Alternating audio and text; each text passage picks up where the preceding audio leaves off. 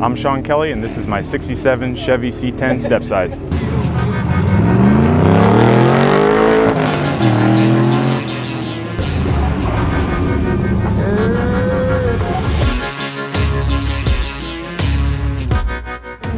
So I came about this truck about 8-9 years ago. Craigslist find, $3,000, blown 400 small block. My dad and I drove down to San Diego, looked at it, picked it up, brought it home.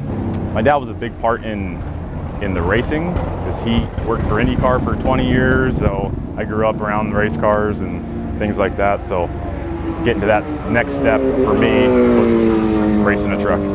So we rebuilt the motor and got it as a little cruiser, some 20-inch wheels and big brakes, and looked the part but did not perform the part. My first autocross was a local SCCA in San Diego on the 20-inch wheels and some 300 treadwear tires, and I knew right there and there I had to get new wheels and tires. So I went home and ordered a set of 18s. The wheels are Billet Specialties, 18x12, all four corners. Front brakes are Wilwood 14-inch aero calipers.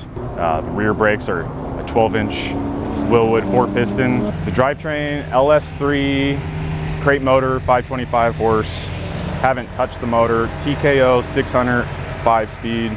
Still has the 12-bolt rear end. We're trying to swap out. The motor set back about 6 inches. Nothing too crazy. Everything on this truck was done by myself in my garage, and you can see the nicks in the paint are from me taking the hood off by myself. I came into TCI, I actually wanted to do just the front end, and I was talking to Bill Kinsman with the Bronco, and he goes, you need to talk to Jason at TCI. So that's, well, I guess we talked in 2019 about some stuff, and then 2020, or the off season, 2019, 2020, we put all the TCI goodness on there. The interior started with a bench seat, and then I upgraded to TMI low back buckets with some bolster. First autocross, I realized that wasn't gonna be sufficient, so I went to a full containment seat with lap belts, and then ended up caging the cab and putting 5-point harnesses in. My buddy that did the cage, BJ at Pinot Built, San Diego. BJ installed the cage with a lot of finesse and a lot of back and forth, and me going down there and sitting in it and, you know, taking it as tight as possible, because I don't want it to look like a race car. You know, I wanted to, you know, I drive it all the time. I drive this thing on the street all the time. It's got 10,000 miles on it. So the down bars on the window pillars, you don't lose any line of sight. It goes right, follows the pillar straight down, and it cuts into the dash pad, and you lose no visibility issues whatsoever. I was always into trucks, and I never really thought you could race a truck until, you know, I started seeing the Rob Phillips and the Rob McGregors, and I'm like, at Goodguys, oh, whoa, you can, you know, I would go to Goodguys just to see Rob Phillips and PCH Rods run his truck. My first experience in a car was Skip Barber Formula car out at Laguna Seca. That was the first time on track, and that really got the adrenaline going and the bug for racing and being in the seat. So, you know, when Pro Touring started coming up, I always knew that was where I wanted to go, and, you know, it blew up. It got real big real fast. This truck is the paint job it had. It sat on the side of a house for, I would say, at least a year. It was really faded. I just buffed it out as best I could, and I haven't touched it. It's gotten progressively worse with rock chips, but it looks good from 20 feet. The aero, not too much, but we added the track spec hood vents in the hood to try and get as much air out as possible. I think it has helped tremendously.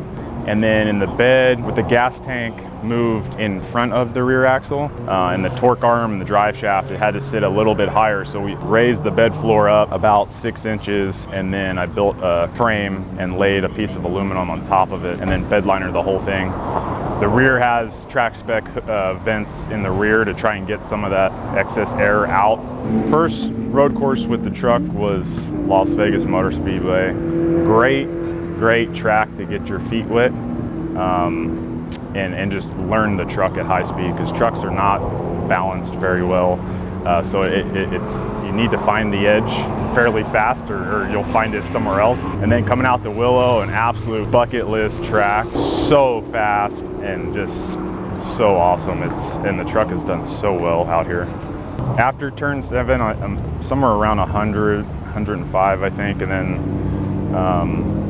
at the end of the straightaway, I want to say I'm 4th gear on the rev limiter, which is somewhere around anywhere from 135, 140. Coming down from 140 into turn 1 is really, yeah, it's tough, but you get the banking and everything really helps out, and the course just flows so well where it really helps.